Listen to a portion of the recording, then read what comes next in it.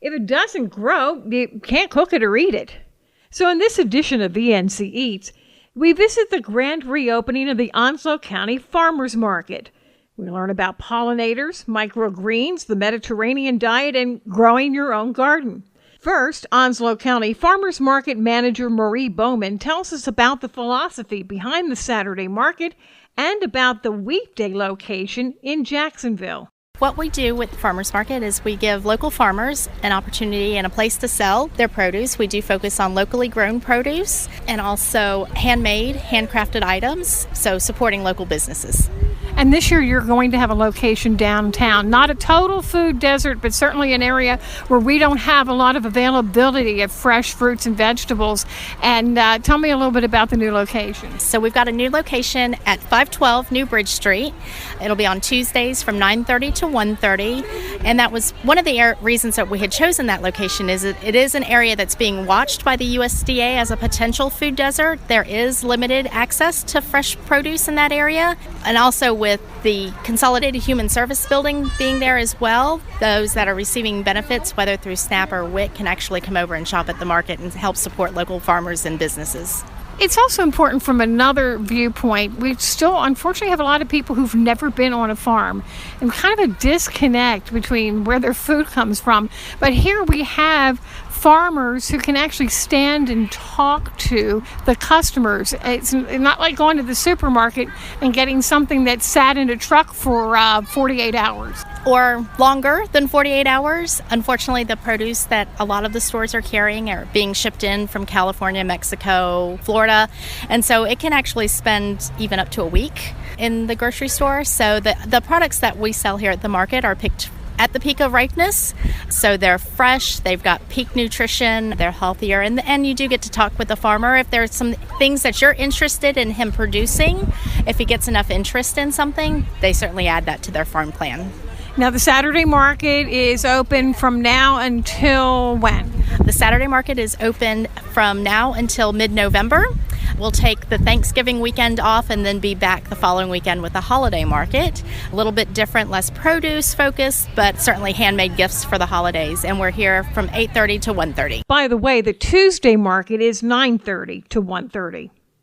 We visited with Oliver Rogers of the Onslow County Beekeepers Association to learn about pollinators and how we can help them. There are things every one of us can be doing to help the bees, and what we do in our yards, what we don't do in our yards. Give us some tips for the average citizen so that we can help keep our bees healthy, because we know that the honeybee particularly has been stressed. I would recommend to be careful in the random use of chemicals and pesticides.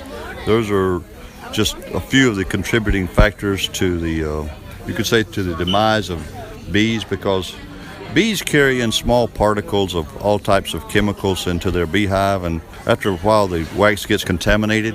For the average person, I would recommend planting more bee-friendly type plants as well as flowers in your yard. And be kind to the bees. Even now, the honeybee is certainly our top pollinator, but we know the bumblebee is a pollinator, and all bees are pollinator to an extent, although there's one bee we all kind of hate, the wasp, but most bees are pollinators, so if you can, help preserve them. In order to really preserve bees today, we need more younger beekeepers to continue keeping bees. And if you're a young man or a young lady interested in beekeeping, come to our Onslow County Beekeepers Association. We have meetings. It's advertised in the newspaper. We do all types of things as far as getting youngsters started with beekeeping.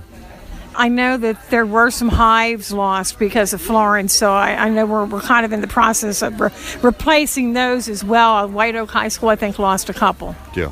The main thing when flooding occurs is to get your bees to high ground.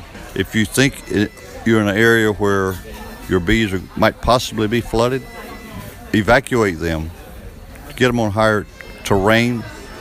If you're going to move them about a mile or two away from the original location. But ideally, you should mount them up high if you think it's going to be flooded. Keep them right there in the same spot, but mount them really, really up high. after the flood occurs, you can lower them back down on concrete blocks or whatever method you use to hold your hives. Without our pollinators, we wouldn't have a lot of the food we eat, the fruits, the vegetables. And then the bees are very kind to leave behind the delicious honey for us to enjoy as well. Bees are essential as far as pollinators. That's just one thing that they do in the insect world. For example, the honeybee that we have today, it pollinates, obviously, but we have other things that we get from those bees. Simple things like honey, we get wax. Bees are essential, really. Rich Fosnot of Moonlight Microgreens was offering his gorgeous greens, a taste treat for salads and more. Tell me about microgreens. This is something that maybe a lot of people here aren't familiar with. Well, microgreens are the first stages of growth, and there's 68 different vegetables and herbs that can be grown as a microgreen. But when you eat them or cut them at a very early stage like this, the plants are edible, they're very tender, and they're very high in vitamins and mineral count. And once they get a little taller, they'll put on the true leaves, which is the baby leaf stage, and some of them are still edible at the baby leaf. You can actually make a salad from them. You can also use them in a lot of things. Microgreens started out as a garnish. They've migrated to the health foods, but people use them in anything: soups, salads, sandwiches, smoothies, stir fries, wraps. So they're not just, for a salad. They can be put in anything.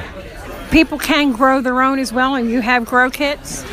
They can be grown. Most microgreens grow in 7 to 10 days, so they grow very quickly. So if they're ready to eat when you want them. And then since you're growing them, you cut them as you need them. You don't have to worry about them spoiling or wilting or going bad. You just cut them as you use them. Tell me one surprising thing about microgreens that you learned as you got more involved. Flavor.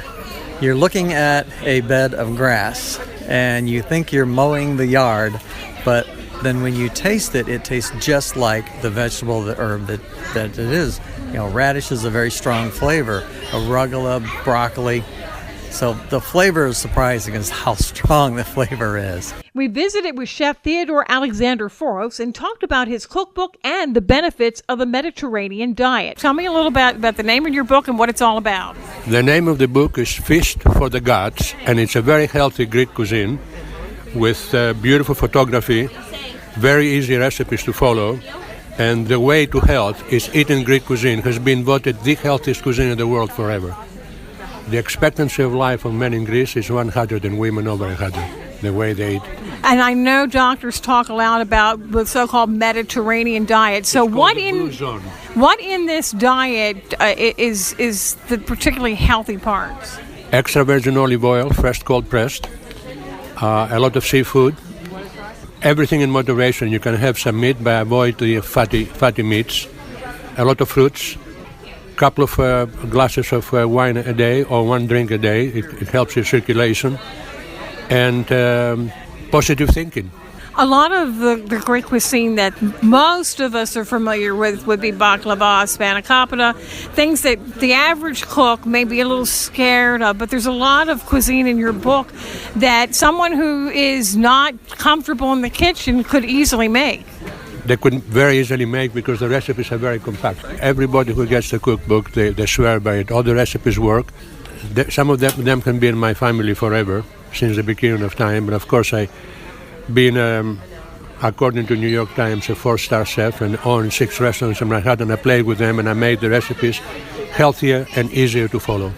Where do we get your cookbook? We sell it in the farmers markets, and then you can get it in Barnes & Noble. You can get it in Amazon. Foros says the books are also available at the Sunday Arts and Crafts Market in downtown Wilmington. I sell my cookbook there in a very, very well-sewed spice rub, which took me about 6 months to create, and it's my best-sold item.